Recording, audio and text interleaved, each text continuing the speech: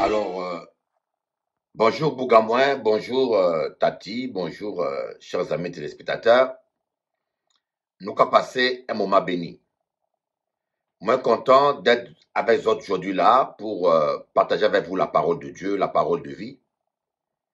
Je crois que vous serez bénis. Toujours là, fidèle à Télé Anti, c'est Télé à nous. Et puis, en lit commentaire azote, il y a un monde qui est fâché. Parce que ça que moi qu'a dit. Et pourtant, là où, quand je suis dans l'émission de Jean-François, je dis bien, je précise bien, en pas qu'à généraliser. Je n'ai pas dit que tous les Martiniquais sont comme ça, tous les Afros sont comme ça, tous les Guadeloupéens sont comme ça, à pas généraliser. Mais je parle de mon constat, à qu'à parler de constat, moi. À qu'à poser la question. Vous n'êtes pas d'accord? Vous n'êtes pas constaté que à nos compatriotes à nous, Guadeloupéens ou Martiniquais, qui pas licence de la paternité aujourd'hui. Est-ce qu'à m'a dit? Mais je sais bien que les femmes me donnent raison. Mais bien sûr, ce n'est pas seulement en Guadeloupe ou en Martinique. C'est un comportement des descendants afro-esclaves. Quand vous allez aux États-Unis, les Nord-Américains, c'est exactement la même chose. C'est pour cela qu'on pense que c'est une conséquence de l'esclavage. Vous allez voir des pères qui font des enfants, qui ne les assument pas, qui les abandonnent, qui vont d'une femme à une autre.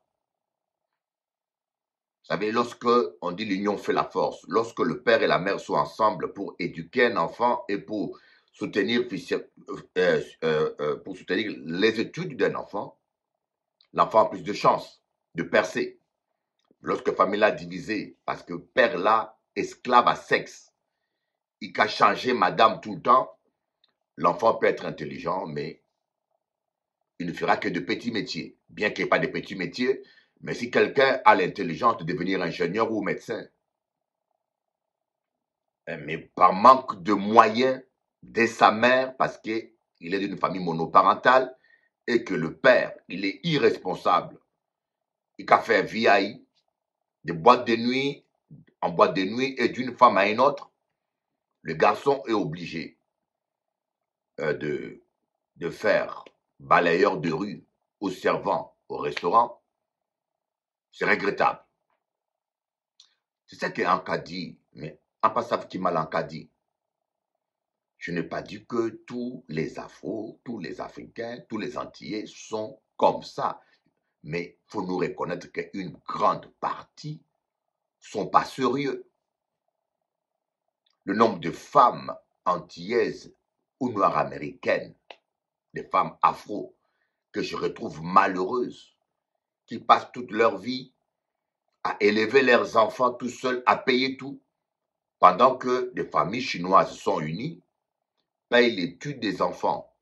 Les enfants vont très loin même au niveau des études, pendant que les familles métro sont unies, bien que ce n'est pas toutes. Là où on a parlé, c'est la majorité, la globalité. Nous, les Afros, on est toujours en train de reculer. Voilà pourquoi on est en bas de l'échelle sociale. Voilà pourquoi on est en bas de l'échelle sociale. Parce que nous, esclaves de sexe. Bon, si c'est qu'un cas dit, ça a choqué, mais la vérité blesse. Et on ne peut pas se taire. Il faut peuple à nous réveiller. Il faut que peuple à nous prenne conscience que la vie, c'est pas ça. Bon, aujourd'hui là, on va écouter un enseignement qui va vous booster, vous encourager. Et puis, avant tout, je vais vous laisser écouter ma jolie femme, ma belle négresse, ma belle antillaise, ma belle guadeloupéenne, Jennifer. Je lui ai écrit 2 chants, très beaux chants, moi compositeur en même temps, moi compositeur. Je lui ai écrit 2 beaux chants que vous allez aimer beaucoup. Certaines trahisons sont pour la gloire de Dieu. échecs vous préparent aux futures réussites. Ne décourage pas. Rendez grâce à Dieu en toutes circonstances. Car Dieu fait concourir toutes choses à ton bien. Ne t'inquiète pas pour la situation présente. La victoire est devant toi, mon ami. Rendez grâce à Dieu en toutes circonstances. Car toutes choses concourent au bien de ceux qui aiment Dieu. Rendez grâce à Dieu en toutes circonstances. Il est digne d'être car toutes choses concourent au bien de ceux qui aiment Dieu. Tu t'en sortiras quand l'épreuve arrive. Tu t'en sortiras quand les soucis t'accablent. Tu t'en sortiras même dans la maladie et la détresse. Tu t'en sortiras. Daniel a été délivré de la fosse au lion. Dieu a exaucé la prière de Jonas dans le ventre de la baleine. Yeah. Tu t'en sortiras aussi si tu crois, mon ami. Alléluia. Comme David face à Goliath. Comme Abraham, le père de la foi. Comme Paul et Silas dans la prison. Dieu a agi, il agira aussi pour toi. Rendez grâce à Dieu en toutes circonstances. Car toutes choses concourent au bien de ceux qui aiment Dieu. Rendez grâce à Dieu en toutes circonstances. Il est digne d'être loué, toutes choses concourent au bien de ceux qui aiment Dieu. Tu t'en sortiras quand l'épreuve arrive. Tu t'en sortiras quand les soucis t'accablent. Tu t'en sortiras même dans la maladie et la détresse. Tu t'en sortiras. Rendez grâce à Dieu en toutes circonstances. Car toutes choses concourent au bien de ceux qui aiment Dieu. Rendez grâce à Dieu en toutes circonstances. Il est digne d'être loué, choses concourent au bien de ceux qui aiment Dieu. Comme il y a de plus en plus de réseaux sociaux dans tous les sens, alors parfois, je prépare ce message, je dois le diffuser sur Facebook où j'ai plus de 300 000 fans. Je dois le diffuser sur YouTube où j'ai plus de 15 000 personnes qui me suivent. Et puis, je dois le diffuser en même temps sur Instagram. Et en plus, je compte bientôt diffuser mes vidéos, mes directs sur TikTok où j'ai presque 1 million d'abonnés. Je ne sais pas, je vais trouver un logiciel qui peut le faire, sans oublier que l'émission est enregistrée en direct, ça passe en direct sur Télé Anti, comme Nokadi Télé, notre télé. Alors, aujourd'hui, je vais te dire quelque chose peut-être qui peut te choquer et qui peut te perturber parce que peut-être tu n'y as pas pensé. Tu as une grande étoile sur ta tête. Il y a une étoile qui brille. Je ne fais pas de l'astrologie. Jésus, quand il était né, il y avait une étoile, juste là où il était né. Cette étoile témoignait de sa destinée. Cette étoile était un repérage pour les mages qui avaient des cadeaux prophétiques pour Jésus. Les mages avaient des cadeaux prophétiques pour Jésus. Les mages devaient donner de l'encens qui symbolisait la souffrance, la douleur, et des aromates qui symbolisent, c'était pour embaumer son corps et enfin qui témoignait qu'il allait mourir un jour pour nous, et de l'or qui symbolise la divinité. Donc les cadeaux que les mages ont donnés au bébé Jésus étaient quelque part des prophéties symboliques, très prophétiques. J'aimerais que tu me regardes en face, toi qui me suis depuis ta télévision. Tu as une grande destinée.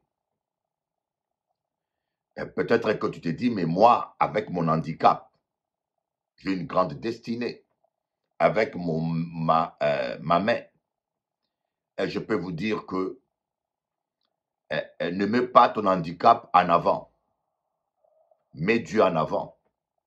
Voyez, Samson aveugle, il a tué plus de Philistins que Samson avec le désyeux. Ton handicap peut être un tremplin pour de grandes victoires. Ne lève pas ton handicap, ne fais pas ton handicap quelque chose d'insurmontable. Voyez, le vrai handicap, c'est dans la tête. Le vrai handicap, c'est dans la tête. Vous voyez, je connais, dans la Bible, la Bible parle d'un juge qui avait qu'une seule main, la main gauche, fonctionnelle. La main droite était paralysée, pas utilisable. Et c'est pour cette raison que cet homme a été abandonné, déconsidéré par sa famille, rejeté. Et pourtant, c'est cet homme-là qui a délivré Israël. Il y avait des gens qui n'avaient aucun handicap, qui avaient les deux mains, les deux pieds, mais qui n'ont pu rien faire. Mais l'handicapé qui avait qu'une seule main fonctionnelle a pu délivrer Israël. Vous voyez, l'handicap, le mot handicap n'est que relatif. Ne laissez pas votre handicap bloquer votre destinée. Et ce matin et ce soir, je veux te dire que tu as une grande destinée.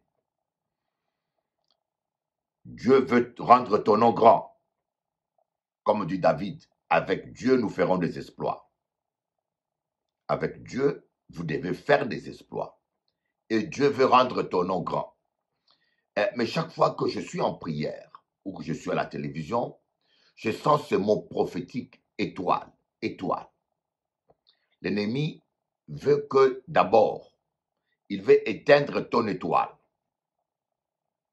Le plan du diable, c'est que tu puisses éteindre ton étoile. Si vous êtes un futur Messi, Lionel Messi, le diable voudra que vous fassiez du basket au lieu de faire du football. Voyez, et si vous êtes un futur Kylian Mbappé, le diable voudra que tu fasses du vélo au lieu de faire le football auquel tu vas exploser. Si tu es un futur Einstein, Einstein avait des problèmes de locution. Einstein avait été rejeté de l'université. Einstein, ben voilà, vous comprenez? Mais pourtant, c'est le plus grand cerveau. Donc Einstein, d'après les hommes, il devait s'arrêter. Vous comprenez? L'handicap n'est que relatif, mais j'aimerais d'abord que vous puissiez prendre conscience que vous êtes aimé de Dieu. Voilà 7 pas vers sa destinée. J'aimerais vous dire un petit, en introduction, 7 pas vers sa destinée. 7 pas vers la grandeur. Premier pas, vous devez prendre conscience que vous êtes aimé. Vous êtes aimé par Dieu. Croyez-moi, vous êtes aimé par Dieu. La Bible dit que Dieu a tant aimé le monde qu'il a donné son Fils unique, Jésus-Christ, afin que quiconque croit en lui ne périsse point, mais qu'il ait la vie éternelle. Peu importe les gens qui ne vous aiment pas. Et j'aimerais vous dire que vous êtes aimé de Dieu et que vous avez de la valeur pour Dieu. La preuve, il n'a pas hésité à donner Jésus-Christ pour toi. Il n'a pas hésité à donner son Fils unique mourir à la croix pour toi. Mais tu me diras, mais non, Jésus est mort pour tout le monde. Il est mort pour tout le monde et il est mort en particulier pour toi. Savez-vous que Jésus à la croix avait vu ton visage? Est-ce que tu sais? Je vais t'apprendre une chose. que Jésus-Christ à la croix avait vu ton visage. Jésus-Christ à la croix, il avait vu Shadé. À la croix, il avait vu Loïc. Et il a dit pour Loïc, pour Marie, Stella, pour Shadé, il faut que je supporte encore ces douleurs, afin que Shadé vive autre chose, afin que Shadé soit heureuse. Est-ce que vous savez cela?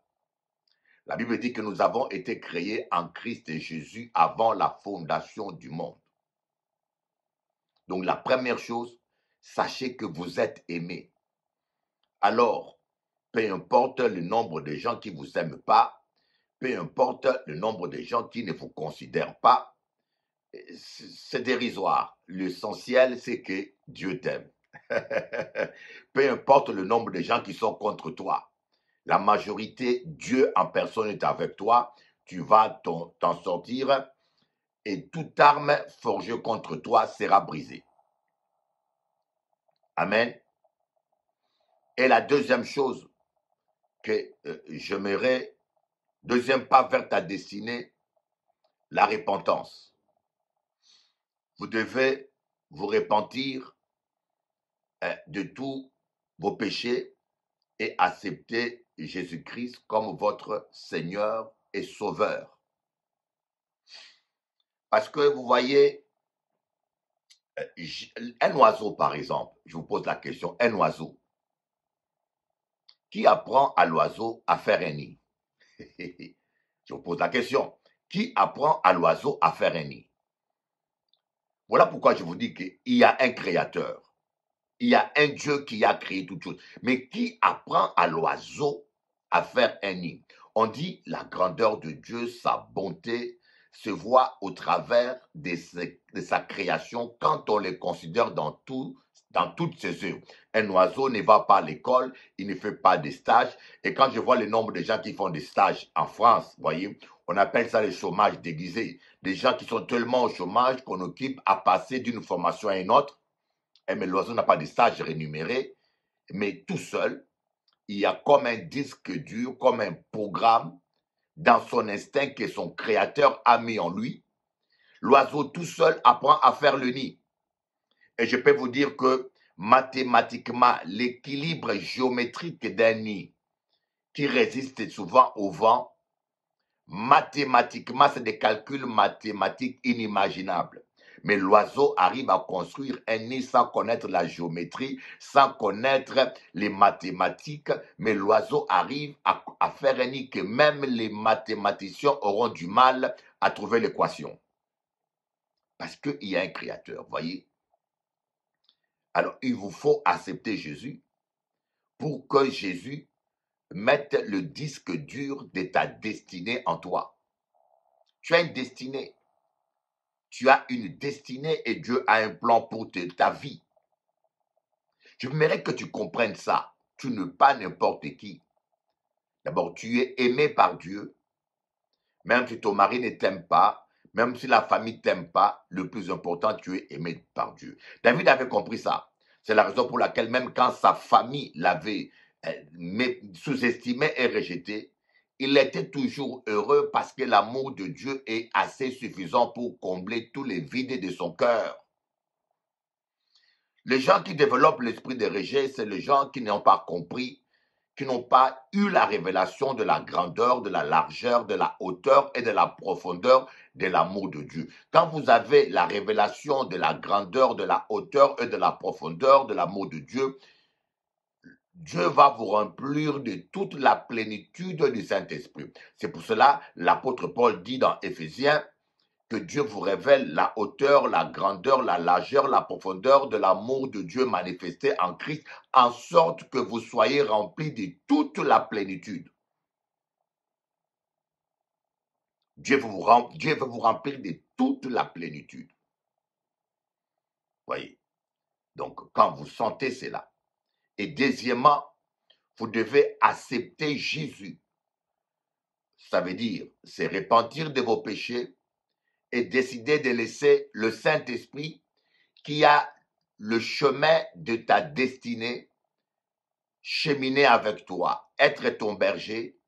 Et lui, il connaît les chemins que Dieu a tracés pour toi. pour te faire reposer dans de verts pâturages.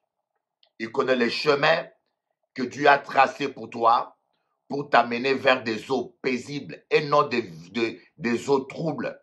Vous savez, les eaux troubles signifient une vie troublée, une vie sentimentale agitée, une vie financière agitée, tout le temps le stress, tout le temps la peur, tout le temps les angoisses. J'ai rencontré des sœurs qui mangent leurs dents, tellement qui mangent pas leurs dents, qui mangent leurs ongles, tellement qu'ils sont stressés, d'autres qui mangent leur peau, d'autres qui grattent leurs cheveux, d'autres qui grattent leur visage, le stress. Voyez. Donc, il faut une repentance. Une repentance déjà, c'est bon. Et troisième pas vers sa destinée, laissez le Saint-Esprit te conduire. Le bonheur se poursuit. Peut-être qu'il y a des gens qui m'écoutent pour qui cette prédication, ils ne comprennent pas. Ils me disent, mais quand monsieur qu'a dit, est-ce que le monsieur connaît ma situation? Est-ce que ce pasteur-là connaît ma situation? Il connaît ce que je vis. Voyez, voilà pourquoi même, je vous dis pourquoi vous êtes malheureuse sentimentalement. Je connais beaucoup de femmes qui sont malheureuses sentimentalement parce que vous acceptez n'importe qui. Laissez Dieu choisir pour vous. Laissez Dieu vous choisir le mari qu'il vous faut. Laissez Dieu vous choisir la femme qu'il vous faut. Voyez, nous choisissons nous-mêmes. Mais la Bible dit une voix paraît juste à un homme. À la fin, c'est la voie de la mort. C'est la voie de la destruction. Nous voulons choisir. D'ailleurs, c'est la raison pour laquelle il y a des mariages qui ne seront jamais heureux, parce qu'ils n'ont pas été faits pour être ensemble. C'est comme un oiseau qui est amoureux d'un poisson. C'est comme un oiseau qui est amoureux d'un poisson. Mais c'est infaisable. Eh bien, je connais des oiseaux qui arrivent à plonger dans l'eau, mais quelques minutes, s'ils restent longtemps, ils vont mourir. Voilà pourquoi beaucoup de gens vivent échec sur échec. Laissez Dieu vous guider. Une femme peut être belle, vous plaire physiquement. J'ai un Guadeloupéen ou un Martiniquais qui m'a écrit, qui m'a dit, ah, Bishop Eli, j'aime bien ton émission. Maintenant, je comprends que tu es un homme normal parce que tu as dit que tu peux être tenté et que tu peux regarder aussi une femme. Mais ne soyez pas esclave de votre vue. Des fois, notre critère, c'est la beauté de la femme, son physique. Une femme peut être belle, peut être intelligente, peut avoir toutes les qualités qu'il faut. Mais si elle n'a pas été ta prédestinée, je vous dis que ça ne marchera pas. Donc, deuxième pas vers, premier pas, c'est vous êtes aimé, sachez que Dieu vous aime, sentez-vous aimé. Voyez, quand vous vous sentez aimé, ça guérit tous les vides de votre cœur. Deuxième pas, acceptez Jésus-Christ dans votre vie, c'est-à-dire la repentance, parce que vous avez été créé pour vivre avec Jésus. Vous avez été créé pour vivre avec Jésus. Et troisième pas, il faut laisser le Saint-Esprit conduire votre vie. Amen. Laissez le Saint-Esprit conduire votre vie parce que le Saint-Esprit, c'est le GPS.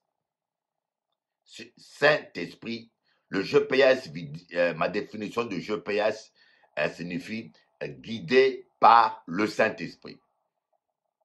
Le Saint-Esprit connaît quel est le pays, là où il faut que tu vives. Le Saint-Esprit, il connaît quelle est la montagne où tu dois aller faire le sacrifice de ta vie. Le Saint-Esprit avait indiqué à Abraham une montagne précise, comme on l'a vu dimanche passé. Et sur cette montagne, exactement, il y avait un bélier attaché. Aïe, aïe, aïe, aïe, aïe, aïe, aïe. Oh, Akasanti du fer à moi. Il y avait un bélier attaché par le corne dans un buisson. Voyez, c'est pas par hasard, voyez, on ne choisit pas des églises comme des supermarchés. Il y en a qui disent, ah, je quitte les Antilles, je vais à Paris pour trouver le travail, sans consulter Dieu. Tu peux venir à Paris et trouver ta mort. Il y en a qui disent, je retourne aux Antilles, mais est-ce que tu as consulté Dieu? Finalement, qui dirige ta vie? Le Saint-Esprit dirigeait ta vie. D'autres, leur vie sentimentale est une vie de tâtonnement. Il vit avec un tel homme, il essaye, si ça a marché, au bout d'un an, il se sépare, il essaye un autre homme, il essaye, si ça a marché, au bout de 2 ans, il change encore, il prend un autre homme, il essaye, mais une relation te prend une relation au concubinage. Ça te prend 3 ans, 5 ans, 10 ans. Et pendant ces 10 ans, même une bonne personne sérieuse ne pourra pas s'engager avec toi parce que tu es occupé. Et une séparation, c'est 3 ans, 5 ans de douleur. Alors quand on va jusqu'à se marier avec quelqu'un pour lequel on n'a pas été prédestiné, ça peut te prendre 20 ans de ta vie. Donc tu vas essayer 2, 3 fois 4 relations, 4 divorces, et en fin de compte, tu arrives à la retraite sans avoir rencontré ton prédestiné et ta prédestinée. Laissons les seigneurs nous guider. Quatrième point.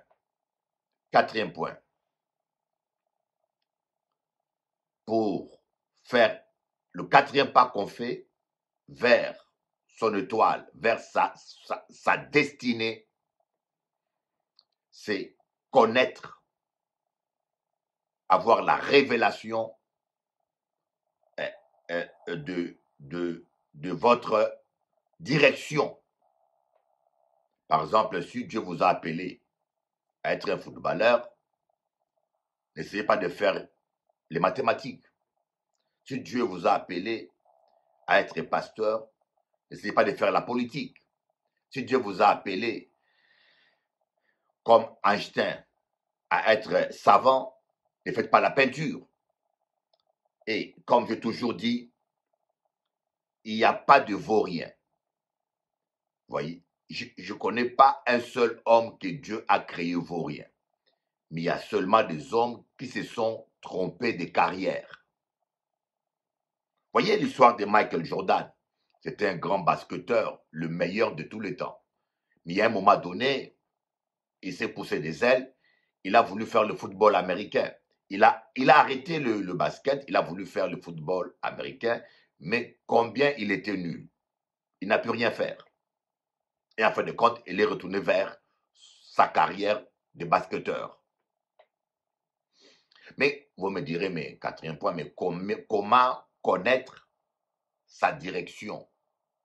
D'abord, le Saint-Esprit te le révèle. Voyez. 5e point, comment connaître sa carrière, sa direction. 5e point, avoir la révélation des talents que Dieu a mis en vous. Dieu a mis quelque chose de bon en vous. Vous n'êtes pas une poubelle. Vous n'êtes pas un vaurien. Et bien sûr, sûrement, il y a des gens qui vous traitent de vaurien. Sûrement, il y a des gens qui vous traitent de nuls. Et surtout, un homme peut échouer sans être nul. J'aimerais vous parler de moi qui vous parle, dans toute humilité. Et ce que je vous dis, je ne rajoute rien. Dans mes études, j'étais l'un des élèves le plus matheux, le plus excellent en mathématiques. Je vous dis, c'était ma passion. Il n'y avait aucun élève, je n'ai pas rencontré aucun élève qui avait la capacité équivalente. Je n'exagère rien, dans toute humilité, je vous avoue. Et parfois, j'allais d'école en école pour essayer de trouver d'autres élèves. Je corrigeais mon professeur de mathématiques au niveau du bac, quand je préparais le bac. Quand je suis arrivé à Paris, à Jussieu, Paris 7, le professeur qui était docteur en mathématiques nous a demandé de faire une démonstration mathématique à Jussieu. Hein. J'étais le seul nègre, il y avait des Chinois, des Blancs, tout le monde était là. Il a demandé qui peut résoudre, me faire la démonstration. Et bien sûr, j'étais là. J'ai levé ma main. Et le professeur était choqué de voir un nègre, et puis pas n'importe quel nègre, qui vient en direct de l'Afrique et qui parle un français avec un accent grave. Il a dit, bon, passe au tableau. Je suis passé au tableau et j'ai fait la démonstration du théorème. Je vous dis que le professeur français, docteur en mathématiques, il avait son papier qu'il avait préparé pour sa démonstration qu'il avait fait. Je vous dis devant Dieu le Père, sans rien rajouter, le gars a déposé son papier à table. Un docteur en mathématiques. Là, j'étais en première année d'université, Paris 7, Jussieu, donc SSM. Le gars a déposé son papier, il a dit aux autres élèves, écrivez sa démonstration. Quand vous êtes en première année, un docteur en mathématiques, vous arrivez à lui faire changer d'avis. Il dépose sa démonstration, il dit aux élèves, copiez ce qu'il a fait. Je vous dis, il y avait un silence de mort. Et pourtant, pendant longtemps, j'accumulais que des zéros en mathématiques. Quand j'étais à l'école primaire et secondaire, j'accumulais que des zéros en mathématiques. Parce que je n'avais pas confiance en moi, j'avais le stress. J'étais quelqu'un de stressé. Quand on disait examen, j'étais stressé. Et le schéma était toujours bon en maths, mais le résultat final, j'avais du mal à me concentrer, était toujours faux. Quand on donnait un exercice, mon schéma, mon raisonnement était toujours exact, mais le résultat final était toujours faux parce que j'avais du mal à me concentrer et je me trompais toujours sur des lettres, des symboles et des chiffres. C'est un professeur mathématicien, 3 ans avant en 4e, quoi, et qui a découvert mon potentiel et qui m'a redonné confiance en moi et qui m'a aidé à me concentrer. Et voyez, vous pouvez échouer plusieurs fois, non parce que vous êtes nul, mais c'est parce que vous êtes stressé, parce que vous êtes angoissé ou parce que vous êtes distrait. Il y a plusieurs éléments qui peuvent faire que quelqu'un échoue. Mais on a l'erreur d'associer l'échec à la personne. Parce qu'il a échoué, il est nul. C'est faux. Einstein a été refusé à la Polytechnique. Einstein, il avait échoué. Einstein avait échoué. Voyez, je peux vous montrer des savants qui ont échoué. Et parce qu'ils étaient à côté de la plaque ou bien parce qu'ils rêvaient. L'échec ne vous définit pas. Ne vous laissez pas définir par l'échec. L'échec peut être révélateur de manque de concentration, de stress, d'angoisse. Ça peut être aussi révélation d'une personne qui s'est trompée de carrière. Alors, dites-vous que vous n'êtes pas un échec. Ce n'est pas parce que vous avez échoué que vous êtes nul. Dieu a mis des talents en toi. Voilà ce que j'aimerais vous dire.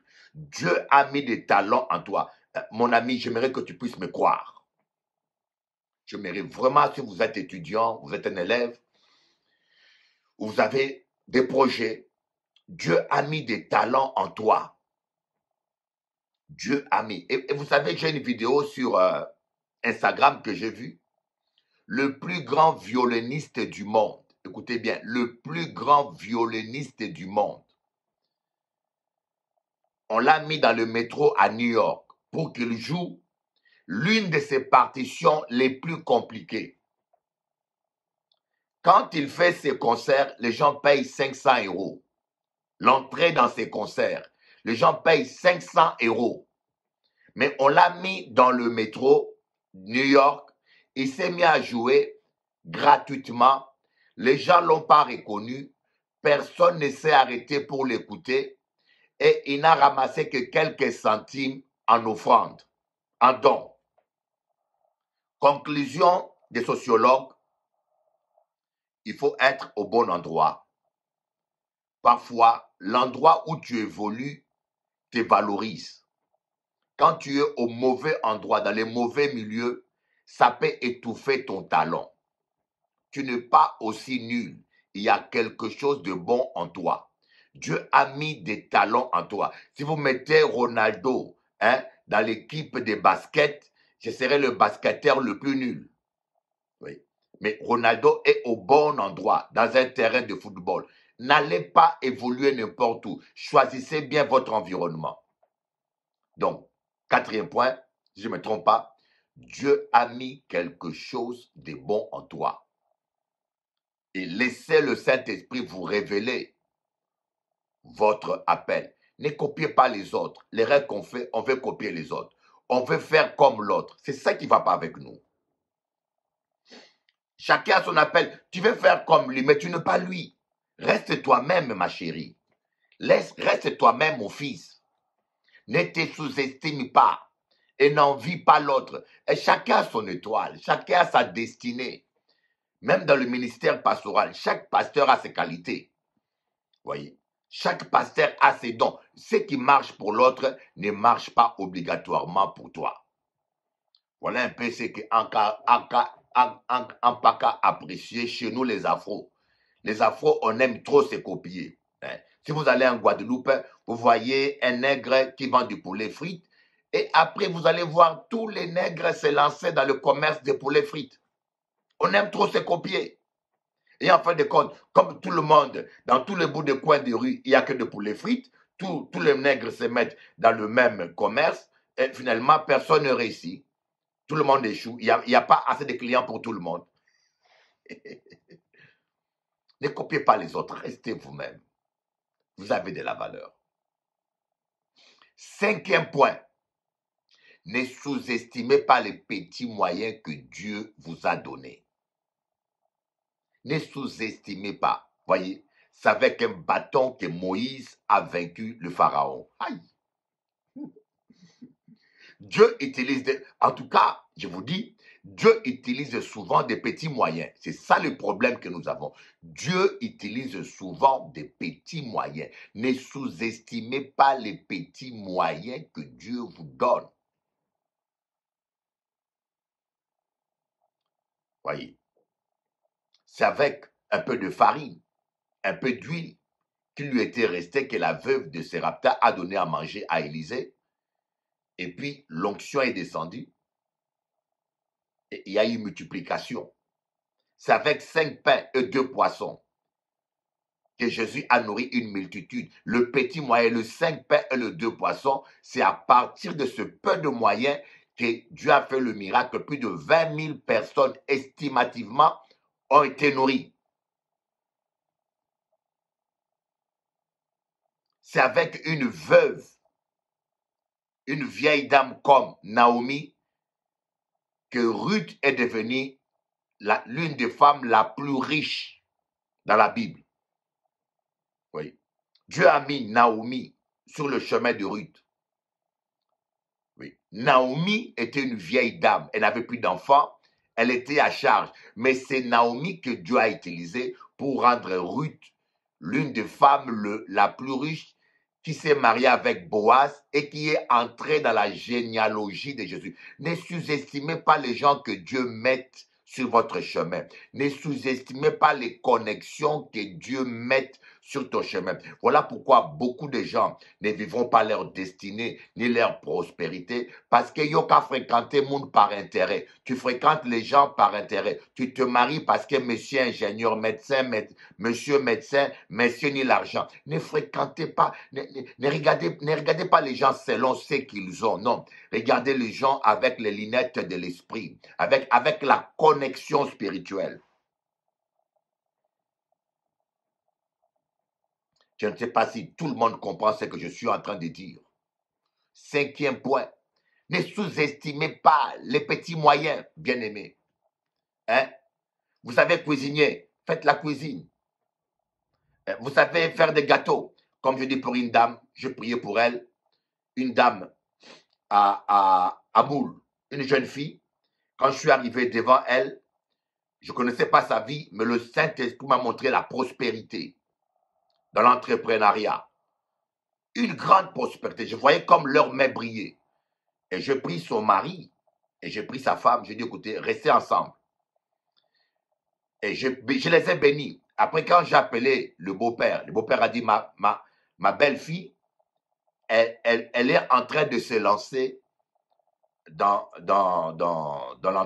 l'entrepreneuriat de gâteaux. Et elle va me dire, elle sait bien cuisiner. Je dis, ne sous-estimez pas les moyens que Dieu vous donne. Ne sous-estimez pas. Et Dieu, il utilise les petits moyens.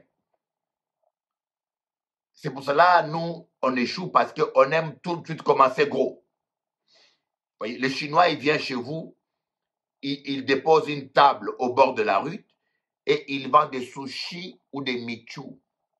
Bon, des sushis. Ils vendent des petits sushis. Ils commencent par une table. Et demain, c'est 2 tables. Après-demain, c'est 1 restaurant.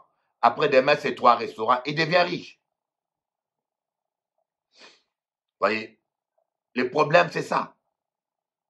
L'homme le plus riche au monde, c'est Sud-Africain qui est à New York. Il a témoigné comment il a démarré, par des petits moyens. Mais nous, des fois, pardonnez-moi, souvent, nous, les Afro en particulier, comme on n'a pas l'éducation dans les affaires, on aime commencer gros. Tu veux commencer un restaurant, tu prends un gros crédit, tu demandes l'aide de la région. Attends, tu connais même pas le coin, tu veux louer une salle, 5 000 € et tu veux acheter des chaises. Tu commences tout de suite gros, tu n'as même pas de clientèle. Et quand tu échoues, tu n'as même plus le moyen de réessayer un autre. Tu n'as même plus le moyen de recommencer et d'essayer. Mais celui qui commence tout petit, s'il échoue, il ne perd pas grand-chose. Hein. Celui qui fait une table ou un restaurant de 5 chaises ou de 10 chaises, s'il échoue, il peut redémarrer un autre restaurant, un autre endroit, parce qu'il n'est pas trop engagé. Mais nous, quand on commence tellement grand, que si on échoue une fois, c'est catastrophique. On est endetté à vie. Parce qu'on veut commencer trop gros, trop grand. Yo trop pressé, on est trop pressé. Rêve de grandeur. Soyez humble, commencez tout petit. Apprenez à faire profil bas. 6e point. 6e pas vers sa destinée. Ayez foi dans le potentiel de Dieu. Ayez foi dans la grandeur de Dieu. Hashama yaba kaba sabababa yendele kama yondolo kaba. Écoutez, c'est 7 points que je développe là. Gardez-les dans votre cœur. Et cette vidéo, réécoutez-le souvent.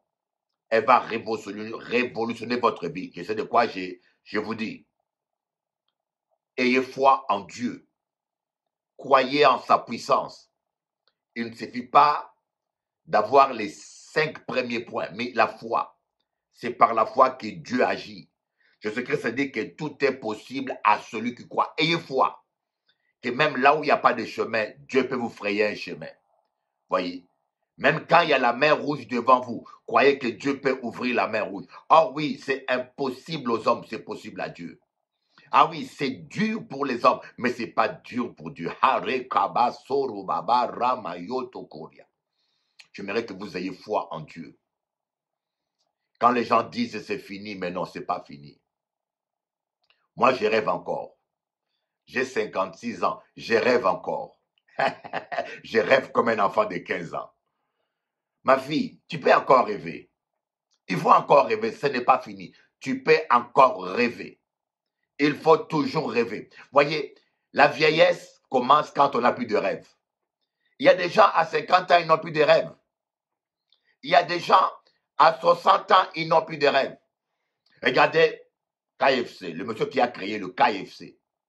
Il avait 60 ans, plus de 60 ans. C'est un ancien colonel de l'armée américaine qui était à la retraite. Il a fait le bilan de sa vie. Il a vu qu'il a échoué partout. Il a essayé d'être avocat, ça n'a pas marché. Il a essayé de créer un restaurant, c'est tombé en faillite. Il a tout fait, il a échoué. Et il avait une petite retraite. Il était à la retraite. Il était à la fin. Et pour lui, sa vie ne valait rien. Il avait des idées suicidaires. Lorsque une idée a germé dans son cœur, le Saint-Esprit lui a donné une idée. Il s'est posé la question, qu'est-ce que je sais faire de mieux sur terre? Voyez, il a voulu savoir les talents que Dieu a mis en lui. Il a dit, quelle est la chose que je sais faire le mieux sur terre, dont je suis imbattable? Il s'est rendu compte qu'il aimait cuisiner. Et il a dit, je vais cuisiner un poulet. C'est comme ça qu'il a créé sa recette. Quelle est la chose qu'il sait faire de mieux sur terre? Il a compris qu'il sait cuisiner. Il a créé sa retraite, son poulet, sa recette du poulet à la retraite. Et puis il a pris sa recette, il a suggéré ça à plus de 1000 restaurants. Bougamoué, en passant, il faut comprendre. On abandonne trop facilement. On abandonne trop facilement dans la prière. On abandonne trop facilement les études. On abandonne trop facilement dans le business. Il suffit qu'il y ait un moindre échec, on dépose le même. Voyez, tous les gens qui ont reçu, leur caractéristique commune, c'est la persévérance. Tous les gens qui ont reçu dans le monde, dans les affaires, qui ont marqué notre siècle, ce n'est pas des gens qui sont plus intelligents que les autres, ce n'est pas des gens qui sont au-dessus des autres, mais on a remarqué que leur point commun, c'est la ténacité. C'est des gens qui se sont acharnés sur leurs idées, qui n'ont pas abandonné malgré l'échec. Est-ce que je peux comprendre, mon là, qui a demandé, qui a envoyé 1000 courriers, 1000 réponses non. Ah, poulet là, pas bon, mais qui monsieur qu'a fait, mais c'est pas bon, ça n'a pas qu'à marcher, non. 1000 restaurants l'ont refusé. Et il a dit, bon, comme ils ne veulent pas ma recette, moi-même, en café, moi-même, je vais faire mon restaurant avec ma recette. Comme ils ne veulent pas, je le fais mon restaurant. C'est comme ça qu'il a créé KFC et sa recette a marché pour lui-même. Si les gens ne te veulent pas, c'est pas grave. Pourquoi il a fait drame avec ça? Il a fait drame, il a pleuré. On ne veut pas de moi. Les gens ne m'aiment pas, les gens sont méchants. Pourquoi il a fait drame? Pas comprendre ça. En tout ça, pas comprendre ça. Ils ne veulent pas, laissez-le. La vie, c'est comme un bus. Écoutez, la vie, c'est comme un bus qui part d'un point A jusqu'au terminus. Il y a des gens qui vont rentrer dans le bus, mais qui ne vont pas au terminus. Hein. Ils ont leur arrêt de bus. Chacun a sa destinée. Il y a des gens qui vont rentrer dans ta vie, mais qui ne vont pas t'accompagner jusqu'à la fin. Il y a des hommes qui rentrent dans ta vie pour 1 an, pour 2 ans. Et le mari s'en va. Laisse-le partir. Où est le problème? S'il a été prédestiné pour toi, il t'amènera jusqu'au terminus. S'il part, peut-être qu'il laisse une place à la personne que Dieu a prévue pour toi. Pourquoi tu en fais un drame? La femme s'en va. Vous savez, moi, quand mon ex-femme avait décidé de partir, c'était la fin du monde pour moi. Hein. Je vous dis, je suis un homme qui a subi le divorce. Je n'ai jamais demandé le divorce, mais je l'ai subi. Quand mon ex-femme a dit qu'elle part, je voyais la fin du monde. Mais aujourd'hui, Dieu m'a consolé avec ma jolie négresse. Une femme qui ne s'efface jamais, qui n'écrit jamais. Je ne connais pas ça, moi. Et je tiens à vous dire que je suis allergique aux cris des femmes. Et le perruque aussi. Je suis allergique aussi aux perruques et aux ongles des femmes. Je voulais un peu rire, vous voyez. Eh bien, ce n'est pas le même. Croyez en Dieu. Vous êtes quelqu'un davantage de déception. Si vous croyez en Dieu, vous voyez, Abraham avait 100 ans. Pendant 10 ans, il a essayé. Je ne sais pas combien de fois il faisait l'amour avec Sarah, mais pendant 10 ans, panier, il n'a pas qu'à marquer panier. Hein? Ballon n'a pas qu'à rentrer dans le panier. Il échoué. Il n'y avait pas d'enfant. Pendant 10 ans. Et il a dit, moi, pasteur, ça fait 1 an que je prie, je ne comprends rien, rien n'arrive. Pasteur, ça fait 3 ans qu'il a qu'à prier, je ne comprends rien, tu ne comprends rien. Jusqu'à ce que Sarah soit naturellement impossible d'avoir un enfant. Sarah a déposé à 90 ans. Madame l'a dépassé, ménopause. Mais Dieu a fait quelque chose. Moïse, à 80 ans, il marchait avec un bâton. Voyez, les bâtons que Dieu a utilisés, c'était les bâtons de vieillesse que Moïse utilisait pour marcher dans le désert. Donc, il avait des problèmes pour marcher. Il avait besoin de s'appuyer sur un bâton pour rester debout. À sa naissance, il avait l'appel de Dieu, il avait l'onction, mais à 80 ans, pendant qu'il marchait avec un bâton dans le désert, il a rencontré Jéhovah. Ah, ça a fait moi, ça a pas moi la joie. Ça a senti stimulation, a senti onction réveillée dans moi. À 80 ans, il a rencontré le Jéhovah. Rekoto Shikababa, Rekatama Yokoto Kama, Andababa Rekaba Shindoro Kondo, Arekatatatata, Echekebaba, Yondo. Ah, j'aimerais que quelqu'un là prenne courage. Quelqu'un là qui a 80 ans, qu'il puisse reprendre son stylo, reprendre les études. Je veux que quelqu'un là qui a 90 ans, qu'il puisse faire de nouveaux projets. Ce n'est pas fini pour toi. C'est encore possible. Le diable n'est qu'un menteur. Moïse, à 80 ans, il a commencé. Croyez à la puissance de Dieu. La puissance de Dieu transcende l'âge, transcende la mort, transcende la vieillesse, transcende les montagnes. Septième point, c'est la ténacité, la persévérance. Vous croyez en Dieu, mais ne croyez pas pendant un temps. Croyez jusqu'à la fin. Battez-vous. Comme je dis toujours, en cas d'usot, mes frères africains, pardonnez-moi, je suis un prophète des nations. Je parle aux nations. Voilà pourquoi des fois, je me suis dit, mais Seigneur, qu'est-ce qui m'arrive? Pourquoi je parle la Guadeloupe?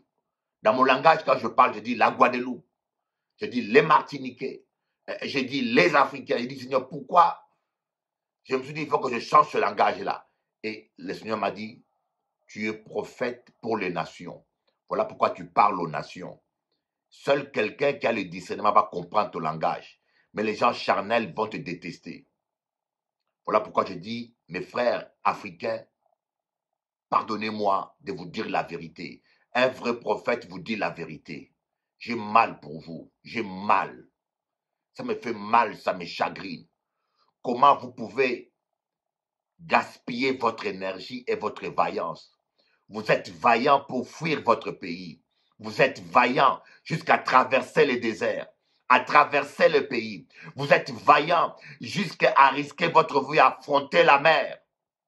Mais pourquoi pouvez-vous pas utiliser la même vaillance pour changer votre pays, pour révolutionner votre pays? Si la vaillance que vous avez pour fuir comme elle l'appelle votre propre pays, vous pouvez utiliser la même vaillance pour vous battre sur place dans votre pays, pour instaurer la démocratie, la liberté, pour revendiquer vos droits, que vous serez heureux. Des fois, je dis, quelle vaillance gaspillée, mes frères. Quand je vois des grands garçons costauds qui vont mourir comme des cabris à la mer de Méditerranée, ça a fait moins mal, ça a déchiré à moi. Et je vous dis la vérité, je n'ai aucun mépris envers vous. Ne pensez pas que je vous méprise parce que ma mère est africaine et moi je suis africain. Mais je vais réveiller votre conscience. C'est la même chose que je dis aux Guadeloupéens et aux Martiniquais, et ils se fâchent.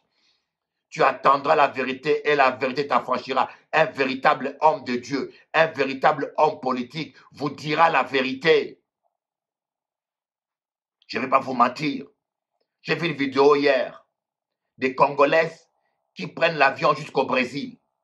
Écoutez-moi bien, des Congolaises qui prennent l'avion jusqu'au Brésil. Ils quittent le Brésil à pied. Ils rentrent dans l'Amazone. Ils traversent l'Équateur. Ils traversent Panama. Après, ils rentrent dans le Chili. Après, il va au Mexique. Après, pour entrer aux États-Unis. Mais j'ai vu des journalistes qui les suivent. Ils affrontent les panthères. Ils affrontent les serpents. Ils affrontent des rivières. Je dis, mais quel peuple fort. Quel peuple courageux. Oh, mais quel peuple stupide. Pardonnez-moi avec tout le respect que je vous dois. Quelle personne aussi fort, aussi vaillant, mais stupide. Comment tu peux dépenser autre? Vous voyez, l'argent que l'Africain dépense pour aller mourir en Méditerranée. Et d'autres finissent esclaves en Libye. D'autres finissent esclaves en Libye. Cet argent-là, c'est 20 000 euros, 15 000 euros. Les pasteurs prennent cet argent-là, mais c'est la même somme que les Chinois utilisent pour démarrer au Congo. C'est-à-dire que l'argent que l'Afro prend pour dépenser, de voyager à pied, en camion, en bateau, payer des passeurs de l'Afrique centrale jusqu'en Europe, c'est la même somme que les Chinois utilisent pour quitter la Chine et démarrer une entreprise au Congo et devenir riche. Nous pas handicapés, Bougamouin, nous pas handicapés. En cas de jour, je vous dis la vérité, mes frères africains, détestez-moi, c'est pas grave. Mais je pourrais dire devant Dieu, je parlais à mes frères, franchement. Parce qu'il faut que le pasteur vous dise la vérité. Nous ne sommes pas là que pour parler du ciel. Nous sommes là aussi pour parler des choses de la terre. Parce que Dieu veut que nous prospérons sur terre. Si vous parlez tout le temps que du ciel, les pasteurs, vous êtes appelés à éduquer les gens, à conscientiser les gens, à corriger les gens. Vous n'êtes pas appelés qu'à ramasser le sou des gens et à abrutir les gens avec le même discours. Mais j'ai vu ces femmes-là, leur mari les a abandonnées dans la forêt amazonienne, là où il y a le, comment on appelle ça, cet animal-là, c'est pas le panthère, oui c'est le panthère, hein, c'est le panthère. Là où il y a des pitons, des serpents venimeux, des montagnes, il pleut, il y a des crocodiles, ils traversent. Je dis, mais ce n'est pas un peuple stupide, c'est un peuple fort, c'est un peuple courageux, c'est un peuple fort. Vous voyez une maman qui affronte les pitons, les boas, anacondas, elle traverse le Brésil avec un enfant de 8 ans. Mais c'est une femme courageuse et forte. Mais pourquoi autant de vaillance pour fuir son pays, alors qu'avec la même somme d'argent, avec la même vaillance, s'il utilisait la même énergie et vaillance dans son propre pays, elle allait s'en sortir et devenir même riche. Manque de vision. C'est pour cela qu'on dit que sans vision, le peuple est sans frein. Bien sûr, ce que je dis, ça me fera des ennemis, mais je dis la vérité. Voilà pourquoi même sur TikTok, certains Guadeloupéens disent, mais pourquoi ils nous attaquent? Je ne vous attaque pas. Je dis aux hommes guadeloupéens, soyez responsables. Vous ne pouvez pas vivre comme des lapins, hein, esclaves de votre sexe, s'accoupler avec les femmes, abandonner les femmes avec les enfants, et vous ne vous occupez pas des enfants, vous roulez en grosse voiture, vous ne payez pas la pension alimentaire. Et je précise, ce n'est pas tous les hommes, hein. Il y a de bons maris guadeloupéens, il y a de bons maris antillais, mais une grande majorité se comporte comme ça. Vous faites des enfants, vous allez chez une femme, tu te fais loger, tu te fais entretenir, c'est la femme qui te nourrit, et toi tu n'es que là pour t'accoupler comme un animal. Et puis après, quand tu vois un enfant, 2 enfants, 3 enfants, tu abandonnes ta famille, ton sang, tes enfants, et tu vas encore vers une autre conquête, recommencer à zéro. Et il n'y a pas qu'à payer même pension alimentaire. Tu ne t'occupes pas des enfants, mais tu roules en grosse voiture. Mais est-ce que tu peux te regarder devant le miroir et te dire et te sentir homme? Mais si moi, Adi ou ça, Bishop Eliata nous attaque, le Bishop Eli. Mais si on y caca sur ton visage, tu veux qu'on te laisse avec ça? Celui qui t'aime, c'est celui qui te dit la vérité. Il faut que cette mentalité cesse. Donc le 7e point, c'est la persévérance. C'est la ténacité. Faut y persévérer. Faut y persévérer, pas lâcher prise. C'est ce que mon épouse vous a enseigné sur la parabole du juge inique. Jésus, dans Luc 18, dit, Jésus a donné une parabole pour montrer qu'il faut toujours prier sans se lasser. C'est la persévérance. La persévérance marche dans la prière, la persévérance marche dans les affaires, la persévérance marche même dans l'amour, la persévérance marche même dans un couple. Il ne faut pas divorcer, non. Le divorce doit être le dernier des recours. Il faut tout tenter pour sauver ton foyer. Il faut tout tenter pour sauver ton foyer. Le divorce est un échec, mais c'est le dernier des recours. Parce que le divorce n'est pas une bonne chose pour les enfants, ni même pour toi. On sait qui on quitte, on ne sait pas qui on aura demain.